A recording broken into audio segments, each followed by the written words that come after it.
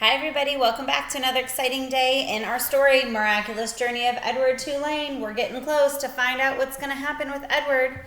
So yesterday was chapter 23, and we met Lucius Clark, the doll mender, and he has offered, basically, because Bryce gave him up, to return Edward to his former state with his rabbit hair and his whiskers and paint his eyes and put him back on his nice clothes, but he will become Lucius Clark's. So we'll have to find out what happens today in that world. Today is chapter 24. Oh, I recognize that little boy.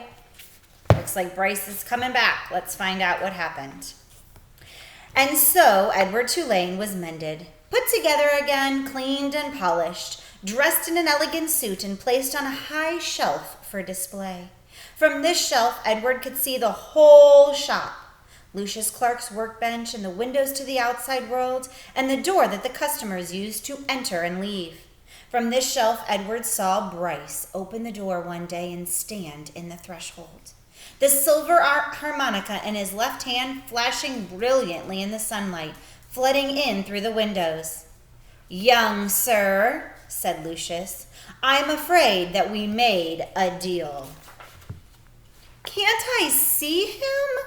asked Bryce. He wiped his hand across his nose, and the gesture filled Edward with a terrible feeling of love and loss. "I just want to look at him." Lucius Clark sighed. "You may look," he said. "You may look, and then you must go and not come back. I cannot have you in my shop every day mooning over what you have lost." "Yes, sir," said Bryce. Lucius sighed again. He got up from his workbench and went to Edward's shelf and picked him up and held him so that Bryce could see him. "Hey, Jangles," said Bryce. "You look good. The last time I seen you, you looked terrible. Your head was busted in and—" "He is put together again," said Lucius, "as I promised you he would be." Bryce nodded. He wiped his hand across his nose. "Can I hold him?" he asked. "Nope," said Lucius. Bryce nodded again. Stop and show you. There he is. Look at Edward's fine clothes.